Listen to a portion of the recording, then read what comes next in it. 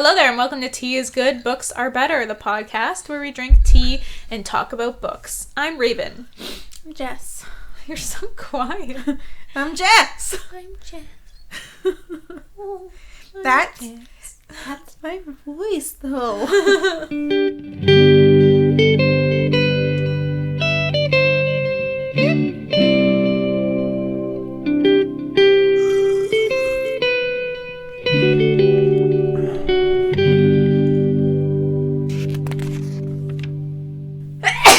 Jesus. Jeez. Jesus. Oh, I showed Mom the last episode of Game of Thrones. Oh. Nice. So she finally came back to watch more after that episode. Yeah. So, spoiler alert for all of Game of Thrones. She kept saying that when Jon stabbed Dany, she kept saying, "That's not Jon. That's not Jon. That's not Jon." I was like, "You're so right, Mom." It's not. He would never do that. There's not enough character development for him to do that. Yeah. Like, there's no way. He didn't try enough things. Mm-mm. There's no way he would resort to that quickly. Yup. Basically, fuck that ending. We've talked about it enough, though. Yeah. Have you watched the Mulan teaser yet? What? We talked about this last time, you fucking dingus. I must have instantly forgotten. I'll show it What? to you. You better. Yeah, that means Mulan is next? Yeah. After Lion King? Or is there another one coming after that? And then Mulan. I don't know.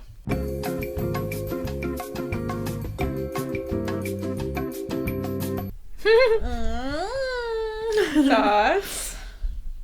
Well, I'm gonna watch it. Yeah. She looks badass. She looks so cool. When Mike first watched this teaser, his first comment was, "Ugh, where are all the white people?"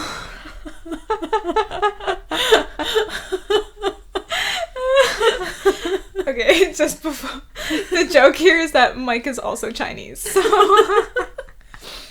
He's making a joke. Mm. But yeah, apparently they're gonna make a lot of changes from the original. I already see that. Yeah. There's gonna be no Mushu, I think. No comedic relief? What? Well, I don't know. When it's like a tiny talking dragon, that is a lot more effective, I think, in a cartoon than in live action. But I think they're gonna replace him with another, like, creature. I think maybe a phoenix, some people have said. I saw the hawk.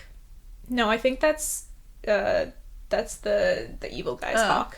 Because he has a hawk who, like, scouts for him. The Huns, right? Yes. Also, there's gonna be no Shang, I think his name is. He's, like, the captain who trains her. Now I'm kind of disappointed. Yeah, I was really looking forward to him being like... I liked him. What's gonna happen to that song? I'm gonna make a man out of you? That's another thing. That's iconic. They're not actually singing. It's not gonna be a musical. Ah. All the songs are gonna be like instrumental background music kind of thing. This is what I've heard, but none of this... Like, I hope not, because that was kind of disappointing. The whole point of these remakes are to make them into the same, I guess. They have the exact same songs. All of these remakes have the exact same songs. It's all the same. It'd be kind of weird that they're changing up Mulan. Well, I am welcoming the change. Okay. Because... I think there just needs to be a change, because if they're just remaking it, like, shot for shot, it's like, what's the fucking point? I'll just go watch the cartoon. Right? I guess. Like, they need to make some changes. Do you know the Huns were the cause of the fall of Rome? Really? Mm-hmm. How? Well, they were barbarians that would pillage villages, and often groups around them, they would, like, pillage all the villages around Rome till, I guess... Rome eventually just fell, because that's where they got all of their food, their waters, textiles, I guess. Because they did a lot of trading around Italy. Hmm. Yeah. I did not realize the Huns were in Europe. think they were a very large gang of barbarians. Huh. Yeah. Okay. That's just what I remember from a Stuff You Should Know podcast. Oh. Cool.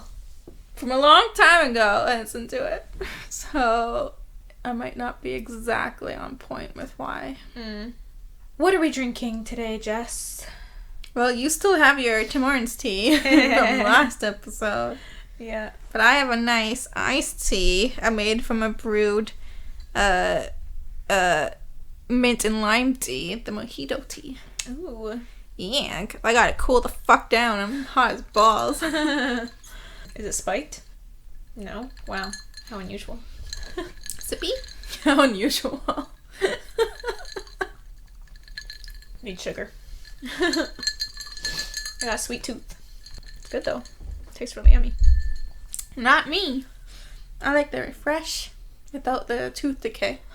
I love tooth decay. It's my favorite. Okay, where do we leave off our characters? I think Guido just gave Tonio Christina's portrait of him and is like slapping him in the butt and like freaking go talk to her, bruh. Mm-hmm. Yep. And they just had a successful opera. Yep. Actually, they've had many successful operas. My turn. Yes. I was ready to sit here again. Okay, so for the first 2 chapters, I may have missed some things because I was talking to my mom and was pretty stressed out with our conversation. Oh. But I did better with the other chapters. Okay. So let me know if I miss anything. Alright. So, in this episode, we're talking about Cry to Heaven, Part 6, Chapters 1 through 5, correct? Thanks for telling us. Man, when I first thought that I was doing 1 to 10, and like yesterday I was like, fuck, I gotta get all these chapters. Whoa, what? And I got to chapter 6, I'm like, where is it? Looking for it. Like, did she forget to send it to me? But yeah, it was really nice to figure out that I read it all. Okay. Good. Chapter 1. So we start off at the opera, one of the many operas they've been doing. During the second intermission of the opera, Tonio sends a note to Christina through Paolo. I wonder what it said. I don't think we learn. I like you. Check yes. You know? One of those middle school ones. When the opera is over, Paolo brings her reply to him, which tells him to go to the Piazza di Spagna. Man, I can't even read my own writing. Spagna. I think it's Spagna. Spagna. Because it's Bologna, right? So that would make this It's bologna? No. Piazza di Spagna. Spagna. Oh, Spagna. Where's the squiggle over the N? This is Italian, not Espanol. Tonio is in a daze, and he remembers Guido coming into his dressing room and telling him about the Easter season in Florence, or reminding him again, because we heard about that in the last episode. Yeah, about them going to Florence together. Tonio promises to talk about it with him later, because he's too distracted right now, fantasizing about what he and Christina are going to get up to. Signora Bianchi forces Tonio out. Oh, it's Bianchi, isn't it? I've been saying Yeah. Bianchi. Bianchi sounds way better. Yeah. I just noticed the CH there and I didn't even see that. I should have been saying Bianchi. Yeah, the Bianchi forces Tonio out to say hi to his fans because they're still busting the door down. Mm-hmm. And when he comes back, he drinks all of Guido's wine. Whoa. Damn. Jeez, he must be nervous. Of course he is. It's fucking Christina. It's fucking Christina. I was terrified of all this book. Yeah. He pulls out Christina's letter in front of everyone and takes off. So I guess he rereads it again, and then he takes off to go see her. But 2 of the Count's bravos. So I never call him Raphael because Yeah, we'll just I'm call more him the familiar Count. with the It's Count. fine. 2 of the Count's bravos appear to tell Tonio that the Count wants to see him. Tonio says, "Not tonight," and tries to sidestep the bravos. Yeah. He's just like, not now! I'm going to see Christina!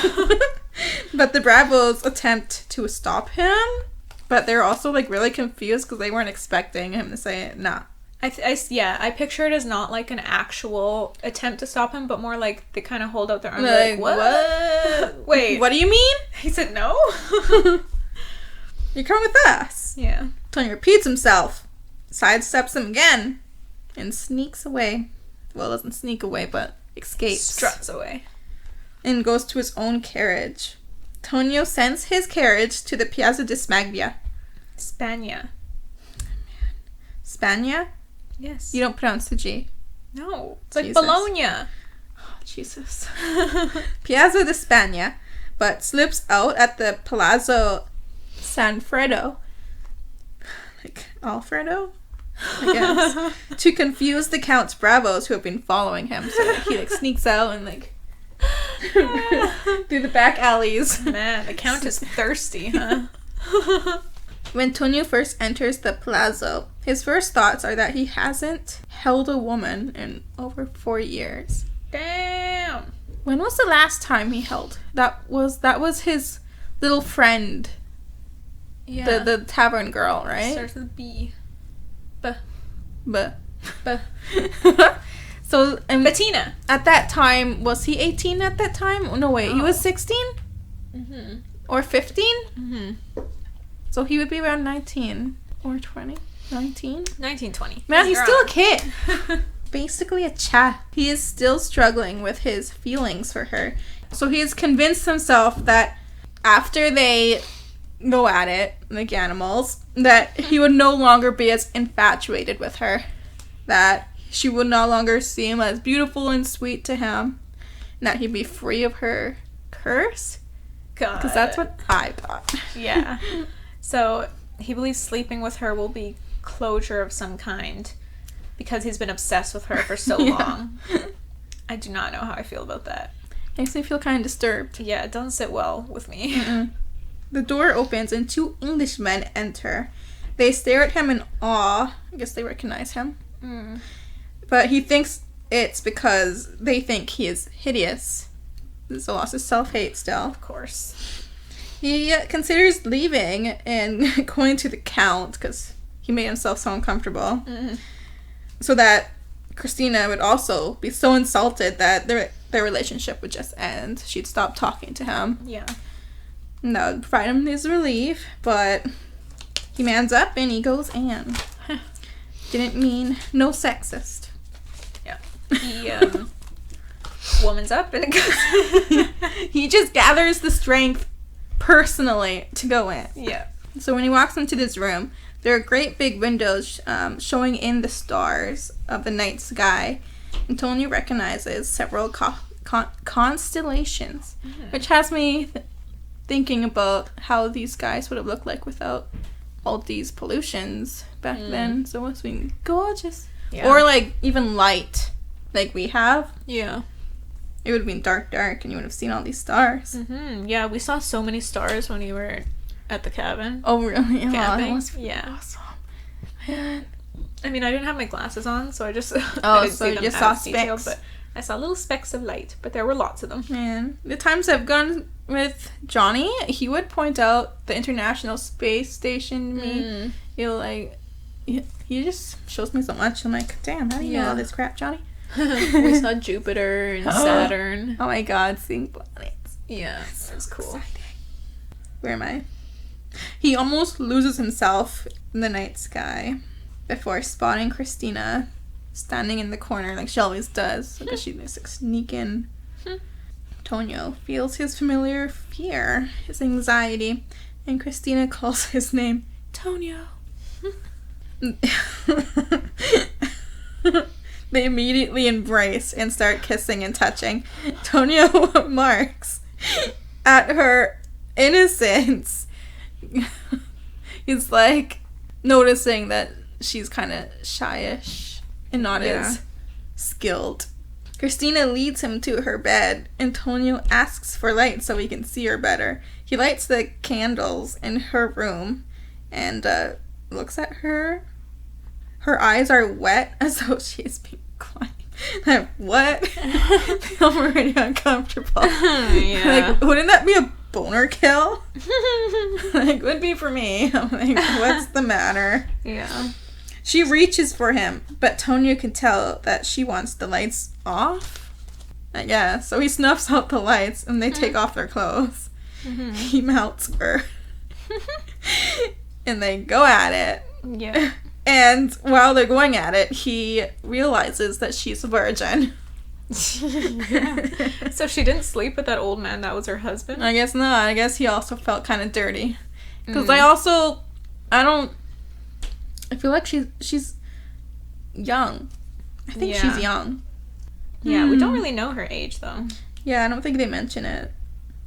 She's crying afterwards. Because stereotypically virgin sex is painful, I guess. Yeah. Alright. Tonio's apologizing. He didn't know that she was a virgin. Mm-hmm. And I guess he wasn't as gentle as he should have been. So while he's apologizing and all feeling remorseful, she kisses him, and he thinks to himself that he wants to make her feel pleasure and he wants to show off his skill in bed. Jesus. So he's still enamored by her, and this didn't solve nothing that he wanted it to solve. No, yeah, he thinks he's in love with her after. Yeah. And it mentions seeing the virgin blood on the sheets. Yeah. And that's what I got. And he also thinks that, or he loves the idea that he's the only man that she's been with. Of fucking course. Classic Tonio. Wait, he acknowledges he's a man now? He goes back and forth, it seems like. Back and forth, this kid. Chapter 2? Yep. Tonio wakes up in his own bed and he starts practicing his singing. I guess he left that night, didn't spend the night. He gets dressed, hops into his carriage, and heads to the Via del Corso. But he comes up beside Christina's carriage and he sneaks in, and they snuggle, to put it loosely. I guess touching and kissing again. Wrestling naked. They didn't get naked because she's too shy for carriage sex. They just touched and kissed. Okay. Over the clothes. All right. Touching. Maybe grinding, I don't know. Jesus. She tells him that she doesn't care what others think of her. And that... So she did the whole marriage thing, and now she's going to do her thing. Yeah. Doing herself. Mm-hmm. Tonio doesn't quite understand why she doesn't want to remarry, but she don't give a fuck. She just wants to paint. Mm-hmm. That's what I wrote. She tells him that she had loved him since she first set eyes on him. I guess back in Naples. Mm-hmm. She opens up and tells him that she's a simpleton because all she thinks about at night and day is painting. Does that make you a simpleton? Is it we artistic? Does she use the word simpleton? I'm pretty sure she did, because that's not on my vocabulary. She says an idiot of sorts, because all she thinks about is painting. Alright. Mm-hmm. Tonio thinks to himself that he can relate, because night and day all he thinks about is Carlo and Venice. Oh, shit. Tonio hangs out with Christina while she's shopping. Yeah. Oh, she goes shopping and barters for pieces of art. He loves being with her and he loves watching her. Christina shares stories of her late husband, who was very gentle, and how he would take her everywhere so she could sketch. Mm-hmm. Their carriage takes them out of Rome towards the sea, and they come to a house. It's Christina's true home. She brings him to the door and turns to look at him. In this moment, Tonio thinks he understands her. He embraces her, and they end up having sex on a bed of hay. Gross. When Tonio wakes up, the place is covered in snow, which he's not seen since Venice. He sees a massive mural of angels with her sitting by it. It gives him the chills, this image. He's staring at her, covered in snow, and he's wondering what it means, this image of her painting, covered in snow. And then he wakes up. Because it was a dream. Yep. He wakes up on his bed of hay, surprisingly not itchy as fuck, with the sun in his face. He tries to remember his dream, but it slips away. Is that all for chapter 2? Because that's the end of my notebook. Completed. Wow. Just filled her whole notebook with Cry to Heaven notes. Now I finally write like a human being with this. Oh, thank God. Now I won't be struggling to read. Yeah. But, anything else? Yeah, a couple things I noticed. At the start of this chapter, when Tonio and Christina are talking in the carriage, he thinks to himself, quote, "Such loveliness couldn't harbor a brain." End quote. What? Yeah. Bitch! Yeah. He's just like, he's so shook that she's both beautiful and intelligent. He's like, how is this real?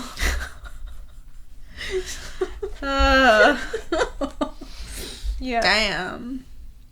Yep. So he was totally after her for her looks, I guess. Of course, yeah. She was just a fantasy. Yeah. A lot of it was. Yeah. And also, when they get to her, like, house in the countryside, actually, first, I don't really understand what the house is. Like, is it hers already, or is she thinking of buying it, or... I think it's her, like, vacation home away from her work home at the Piazza di Spagna. Oh, okay. Because I thought she said, "This is my home," or it could be. Or it could be. I think she said something like that. But... Was that her late husband's home, and it's basically hers? Yeah, maybe. I don't know. I don't care to look for it. I don't care too much. But yeah, also, yeah, when they get there, Tonio, you said that he thinks that he understands her. Yeah. I just wanted to get more in detail about that a little bit. Okay. He thinks that her dreams are what made her so lonely back in Naples, since most other nobles don't really have dreams. So she dreamed of, being like a painter and following her passion and blah, blah, blah. But yeah, I guess most other nobles just have these aristocratic responsibilities and duties. Yeah. Follow your duties. You can't follow your passions. Mm-hmm. That's so noble. I guess none of the other nobles really understood what it was like to have dreams and to want to follow those dreams. So he thinks that's what made her so, like, unhappy and sad all the time when she was with her ex back in Naples. Her late husband. Yes. Yeah, late husband. Sorry, not ex. That's not what you call dead spouses. No. And then Tonio's dream of the snow. Not sure exactly what it means, but, he's kind of dreaming of being elsewhere in the world. It reminded him of Venice, because the last time he was in Venice, it was snowing. I guess Naples is too hot. I don't know. But it said at one point that it seems like he's free of Venice and Carlo when he's in this dream. So I don't know. Maybe I misconstrued that. But he's still with her? But yeah, he's kind of like dreaming of being elsewhere in the world with Christina and not having to worry about Carlo. That's what I got from it. Nice. That's it. Chapter 3. After every final curtain, Tonio rushes to the Piazza di Spagna to meet Christina in secret since the Count's bravos are still following him. And I wrote in brackets, just break up with them already. And you just end your relationship. Yeah. Jesus. Tonio doesn't like her servant because he feels like she judges their relationship as if he were a real man. Like, tarnishing her reputation. Oh, I see. Yeah, like the little granny who, like, glares at him when he comes in. He's desperate to put his P in her V, but she wants to sketch a portrait of him, so he forces himself to sit still for her while she sketches away with her pastels. While he sits, he admires her other portraits hanging in the room. The portrait of the cardinal makes Tonio feel slightly distressed. He sets to watching her work and imagines her doing other things, such as reading or writing philosophy. It takes Christina 10 days to finish this portrait of Tonio. When Tonio sees it, he gasps. In the image, he sees innocence, brooding, and a coldness that he didn't know that his face showed. Tonio's not that interested in the portrait. Yeah. Afterwards, it's just like, all right, let's do it. Can I? He sets it aside and they spend the rest of their time kissing, touching, eating, and enjoying each other as two lovebirds usually do. Before you go on. Okay. During that part, there's this quote I pulled out. Ooh. Quote, he held her close, unwilling to speak, and it seemed her soft, hot bones tumbled against him, told him only the most terrifying secrets, end quote. I just kind of wanted to give a taste of the kind of, like, writing we're dealing with here. Yep. Like, I'm trying hard to summarize this. Yeah. It is extremely vivid, rich language. I don't fully understand what it means, like, how he's feeling her soft, hot bones, or how they tell Tonio secrets, but I also don't think it's meant to be logically understood in that way. How he feels, I guess. Yeah, it's meant to be felt, and it's meant to pique our interest and keep us engaged and keep our minds stimulated as we're reading, and I think it's working. He's completely infatuated with this girl, you see. Mm-hmm. When he wakes up the next morning, he is thinking of Domenico, the Count, and the Cardinal, and he's feeling pain. He reflects that he loves Guido more than ever, but it's no longer passionate love. Mm-hmm. He looks at Christina and realizes no one else has made him feel this fear, and understands that he is so afraid of her because she has the power to wound him in a way no one else can. Mm. Feeling very vulnerable, he climbs back into bed and wraps his arms around her. She slowly wakes up and he asks her, "Do you love me?" She says yes. And he realizes that he belongs to her. Yeah.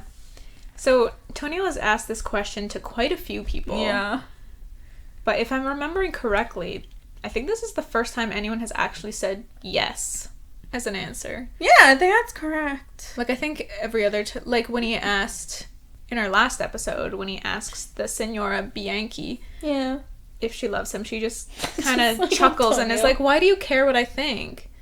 Right? And I think most of the answers have been like that. They've never been yes or no, but it's been kind of like not really an answer. So this is the first time someone said yes. And she says it with enthusiasm, too. She's like, yes! Yeah. I believe it mentioned that she looked saddened that he was asking her such a thing, knowing that he was probably in pain. Mm-hmm. Chapter 4. Guido has been trying to discuss their future with Tonio, but Tonio has been constantly making excuses to avoid it. He wants to confirm Easter in Florence. For the opera. At first, Guido blames Christina since he had never seen Tonio so in love. Guido confronts Christina, but she had no idea about the Easter engagement in Florence. She tells Guido that she would follow Tonio to the ends of the earth, and then she asks him, why won't he speak of their future? And she asks, why does he talk of leaving? He answers her by saying he'll talk to Tonio, so he doesn't tell her nothing. Yeah. Guido knows what is happening. It is the battle of the twins that the Maestro had warned him about. Guido perceives that the more life Tonio has, the more he realizes he cannot enjoy it until the score is settled in Venice. Fuck. In desperation, Guido whispers a prayer to or for Tonio. My love, my life, my voice. Without you, there is no wind to fill my sails. There is nothing. I cannot live without you. That's so sad. Right. God, is Guido just gonna try and end it again if Tonio leaves? I hope not. I'm so fucking worried. As the nights grow warmer, the Contessa returns and throws nightly bars at her... Bars? Bars. It's my kind of party. Balls at her villa. Guido tries to think of ways to trick Tonio into saying he will go, knowing that he would never go back into his word. Oh, geez. Did I say that right? Go back on his word. Yeah. I did not say that right. One afternoon, while Guido is busy scribbling another composition, he gets a visitor as Signore Giacomo Visani from Venice who wants to see Tonio. Tonio is with Christina, so Guido accepts him and recognizes him as Katrina's son, Tonio's cousin, who had come to see him before at the Conservatorio. He explains to Guido that Tonio's mother had passed away. Man, I was like stricken. I was like, no! You need to say that more clearly. I don't know if they caught it. Oh. He explains to Guido that Tonio's mother had passed away 2 weeks prior. Mariana's dead! Mariana's dead. So, confession. I spoiled this for myself. How? When I was sending you pictures. Oh, did you read that part? I'm usually pretty good. I'll just like focus on one word as I'm taking the picture. Because we only have one book that we're both reading from. So when I have it, I send Jessica pictures of the pages so she can read it at the same time. Mm-hmm. So I'm usually pretty good at like, I look at one word and I'll take the picture so I don't like read the page accidentally. But on this one page, I think I saw like Mariana and then like dead like next to each other or something. I was like, all right, fuck me. You spoiled yourself. Yeah. So this was way before I like actually read it. Oh no. It like it just made my whole like stomach drop. Right. This is the catalyst. Shit, dude. And he had come to tell Tonio face to face. Mm-hmm. And he brought a trunk with him to give to Tonio. A trunk of stuff. A trunk of shit. Presumably from Mariana. Yeah, Mariana's shit. But I guess Carla would have tossed. Mm-hmm. It was after midnight when Tonio returned and Giacomo. Man, I'm struggling with that name. Giacomo? Ooh. Giacomo gave him the bad news. The look on Tonio's face breaks Guido's heart, and he watches as Tonio kisses his cousin and looks into his trunk. He just looks inside and then tells Guido he wishes to leave. Guido begs to go with him, or at least to get Christina so that Tonio isn't alone. But Tonio replies, "If you love me, let me alone." And he leaves.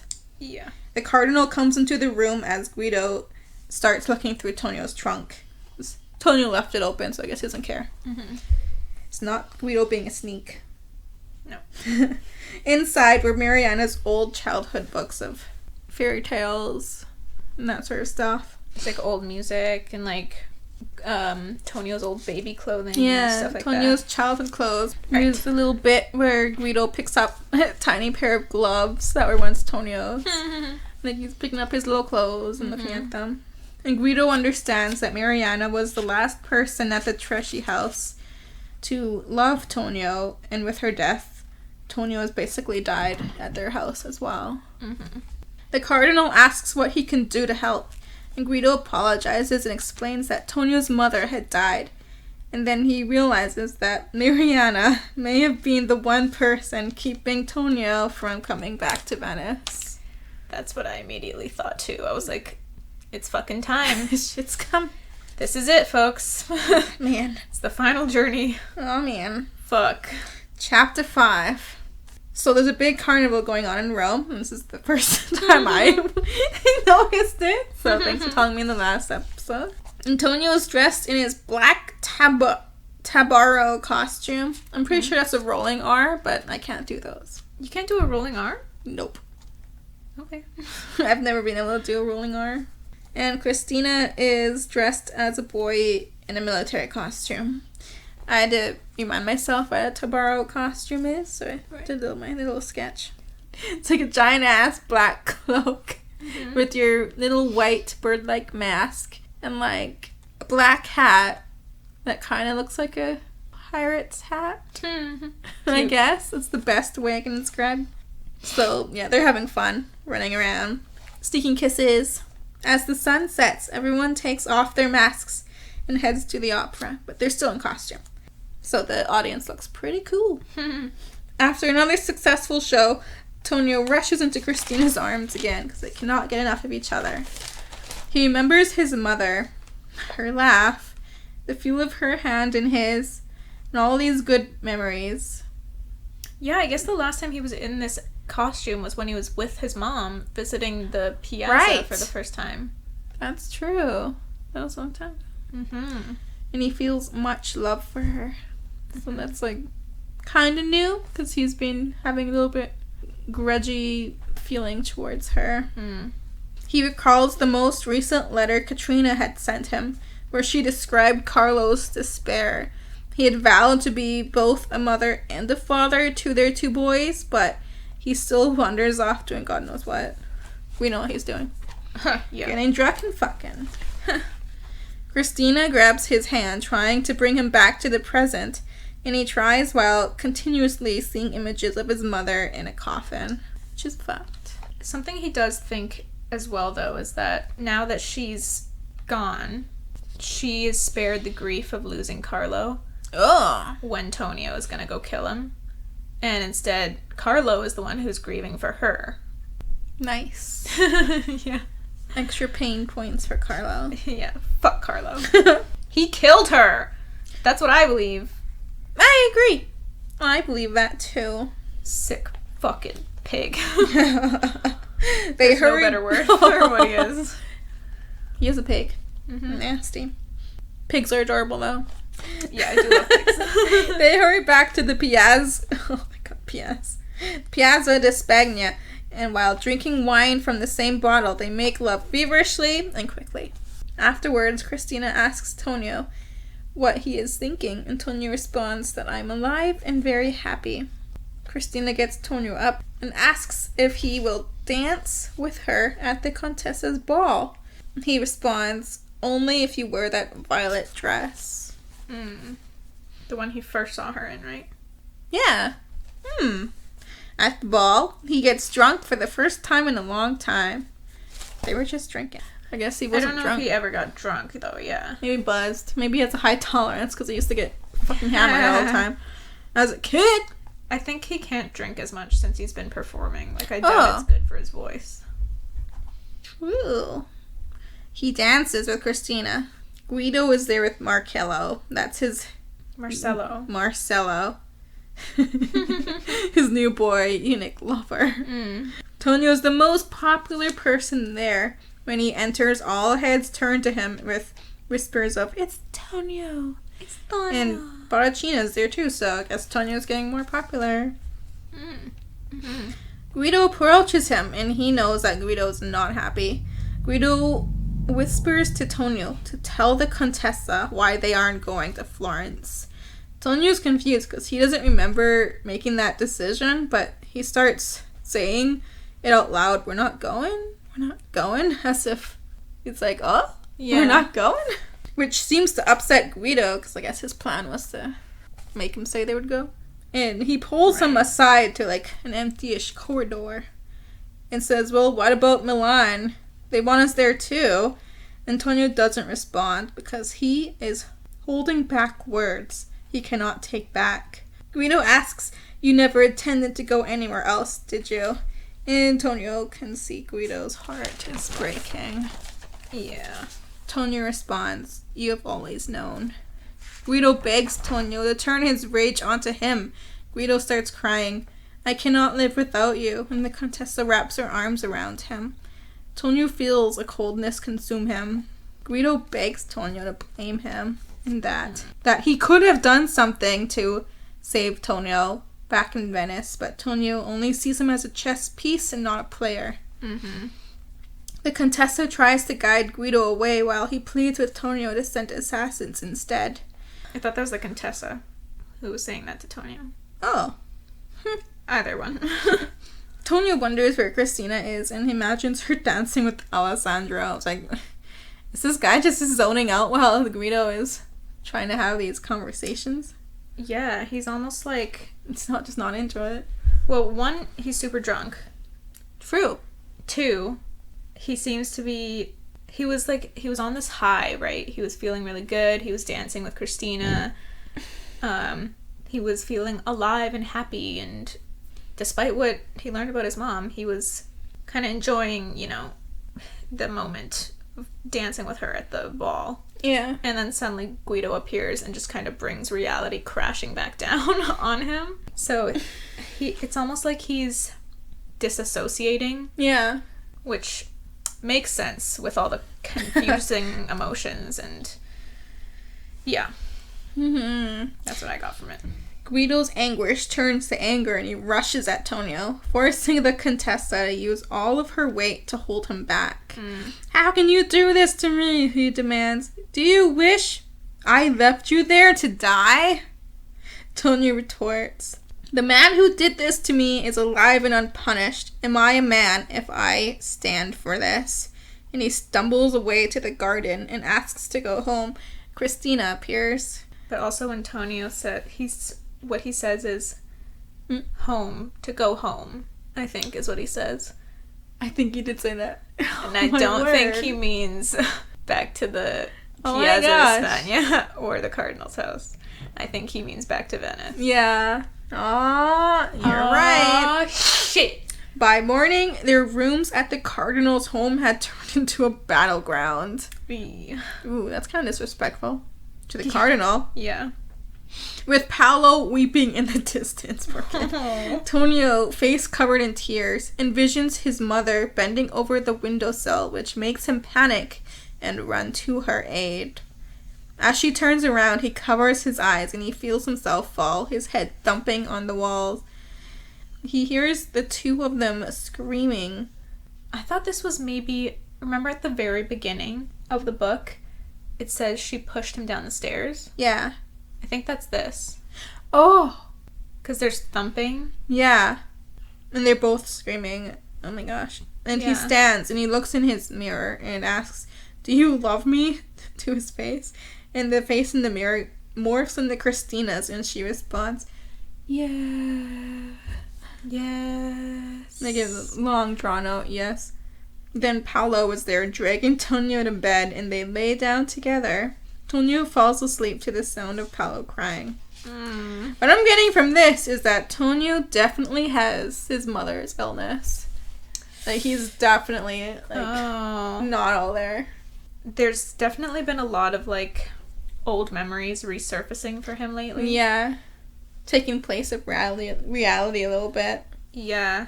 It's almost, becoming, confusing. He's taking things that are happening in reality and getting it confused and mixed up with his memories. I don't know if it is, an actual mental illness or if it's just him being really, in an emotional state. Yeah, just prone to that kind of stuff. If his mother was so prone to this kind of... Just, the brain being discombobulated. Yeah. Under lots of stress that he's under, he's trying to envision things that aren't there. Yeah, he has this, memory of her being at the windowsill, and he runs up to her and, tugs on her skirt or something. And at the same time, he's looking in the mirror, and Paolo's running up to him and, tugging on his clothes. Ooh! So, yeah, it's definitely, intermingling and connecting. Yeah. And he has this memory of, I believe it's falling down the stairs. Yeah, that's something that has happened to the poor kid. His head thumping on the walls. Screaming. And the book literally opens, or his chapter. Yeah, when you first meet Tonio, his chapter starts with, when Tonio Tresci was 5 years old, his mother pushed him down the stairs. Yeah. She hadn't meant to do it, she had only meant to slap him, but he had slipped backwards on the marble tile and fallen down and down, a panic engulfing him before he reached the bottom. Yikes. Man, I'm gonna survive if he fucking lived. I'm just imagining stairs of these giant freaking villas made of marble. Yeah, holy shit. Bruh. So, it's all getting really overwhelming for him. Yeah. He's definitely losing himself. I guess his other twin's winning battle. Oh, the Dark Twin's winning for sure. Yeah, he's no longer as passionate about his songs, his music. He isn't even thinking about the music anymore. It's more it doesn't even matter. Yeah. Guido barely matters now. No.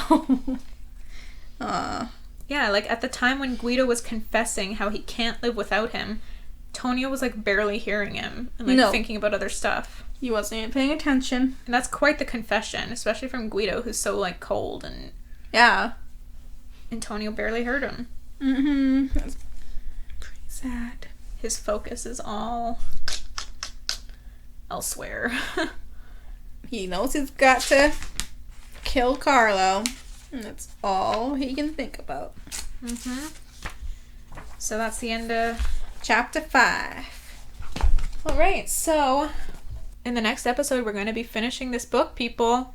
Wow, how long has it been? How long have we been doing this? Since March?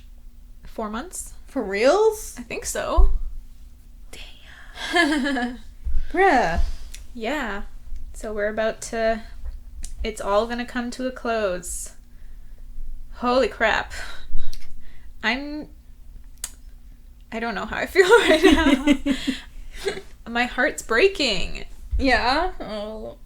I feel so bad for Tonio and Guido, and Yeah, all these characters. Tonio's like slipping away, and everyone who loves him is like getting destroyed in the process. Right? Oh. I'm just excited to see how it wraps up and concludes. Yeah, I mean, I'm not even thinking too much about whether he's gonna kill Carlo or not. Yeah. Like, even if he does, how is it gonna affect what's the aftermath gonna be like? Right? Is more of what I'm thinking. Well, is Guido going to be okay after this? Like, what about Yeah. Christina? That too. I'm not like, wow, this is a good example of like a character study instead of a plot-driven piece. Oh, yeah? I think it's much more character-driven. Mm-hmm. Because I'm, I'm thinking more about the characters than I am about whether his plan is actually going to succeed. Nice. Well, you really get to know these characters and their flaws. All right, so that's the end of this episode. If you want more of the podcast, you can follow us on Instagram at TigBadPodcast, or you can follow us individually. My handle is Crimby, Jessica's is Jess.Egan24. You can also find our Facebook page, Tigbad Podcast, or look up Tia's Good Books Are Better. If you want to check out my writing, it's on my website, ravenegan.wordpress.com. Also, please check out Baram Barami's YouTube channel. He made our jingle. He's a really awesome guy, and he makes really cool music. So check out his channel there on YouTube. It's Baram Barami, Bahram. And we also have a Patreon if you want to contribute. We are coming up with some rewards. Be super fun. And it would be very much appreciated. We do need a second microphone and a mixer at this point. So if you want to help us out, that would be great. Patreon.com/Tia'sGoodBooksAreBetter. All right, is that it? Yes. Okay. See you next time when we finish Cry to Heaven. Holy shit! Wow! We did it. Oh my god. Thanks so much for listening, guys. We'll see you next time. Yeah. Bye!